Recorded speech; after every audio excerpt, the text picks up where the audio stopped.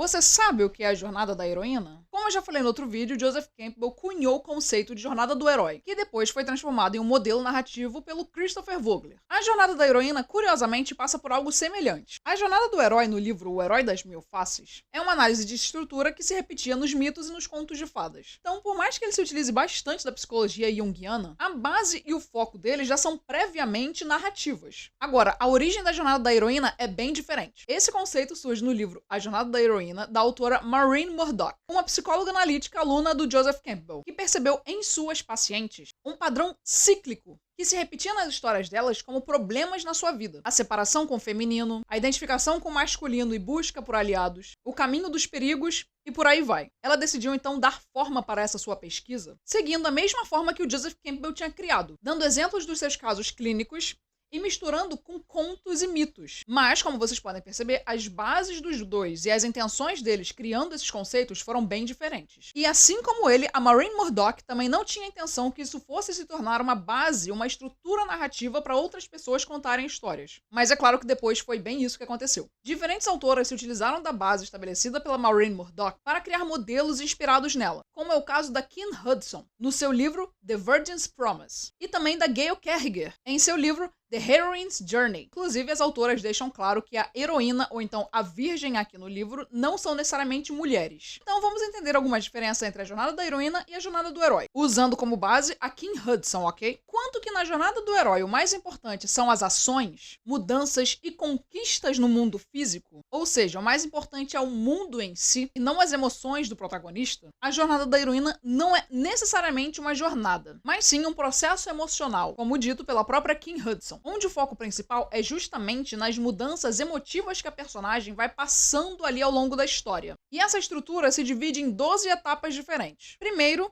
a jornada começa com um mundo que ela é dependente e que obriga uma parte dela a permanecer inerte, esquecida dentro dela. Esse mundo que ela depende pode ser bem intencionado ou não. Aqui, no caso, o mundo dependente dela é a tripulação do Arlong. E o que está sendo esquecido dentro dela é esse lado sonhador e amigável que ela demonstra com um grupo de protagonistas. Nisso, então, nós temos a supressão do verdadeiro eu. Mesmo que ela saiba o que ela almeja, no caso, sair viajando pelo mundo e poder desenhar o mapa mundi, ela não vê a possibilidade de seguir esse desejo. Até que chega o momento da oportunidade de brilhar. É a primeira expressão do potencial dela, quando ela revela sua verdadeira natureza. Aqui pode ser quando a Nami, mesmo podendo virar as costas, ela decide atacar esse cara da tripulação do Bug para poder salvar a vida do Ruffy, mesmo isso colocando ela em perigo. Então, ela passa por esse momento prazeroso, onde ela percebe que talvez os seus sonhos possam sim se tornar realidade. Ou seja, quando eles começam a se considerar amigos e a percepção de mundo da Nami se expande,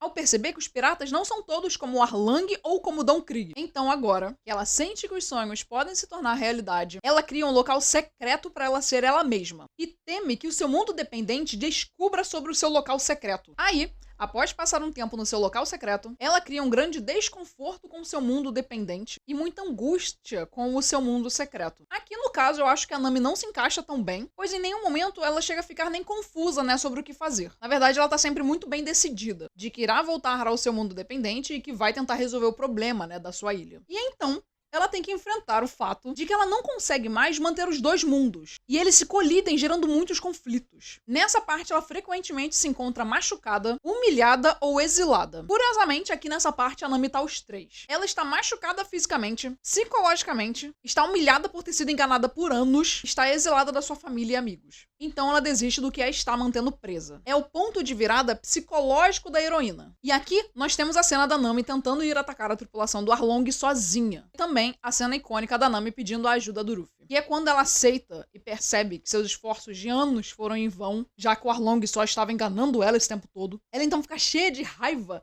e desaba com tudo que ela fez ruindo. É quando ela compreende que ou ela aceita essa vida pra sempre, ou ela muda o seu pensamento de vez, que é o que ela faz. Agora, as ações dela que levaram aos enfrentamentos entre os dois mundos, agora está afetando a vida de muitas pessoas, e a ordem até o momento começa a ruir. O confronto entre os dois mundos afeta muita gente e isso causa um caos. Então, a heroína aceita que precisa mudar, mas não há garantias de que ela vai conseguir sozinha. Ela fica na dúvida entre voltar e seguir em frente. E ela então é confrontada com a oportunidade de demonstrar o seu crescimento e parar de aceitar esse mundo que exige que ela seja menos do que ela realmente é. A heroína, então, decide seguir o seu sonho, independente do que aconteça. A escolha da luz, claramente em direção à personagem seguir o seu sonho. E então, o obstáculo que impedia a heroína de seguir o seu sonho é derrotado, e o reino aceita a heroína de volta. O mal foi revelado e removido, e uma vida nova surge no reino, que agora sente por ela um amor incondicional. Lembrando, gente, que isso é basicamente um resumão, assim, do The Virgin's Promise, mas eu achei muito interessante lendo perceber o como a jornada da Nami no Arlong Park se encaixa tão bem com isso. Mas lembrando, gente, não encare esses conceitos como modelos para você seguir à risca, mas se sintam livres para conhecer e se inspirar neles para criar você mesmo ótimas histórias.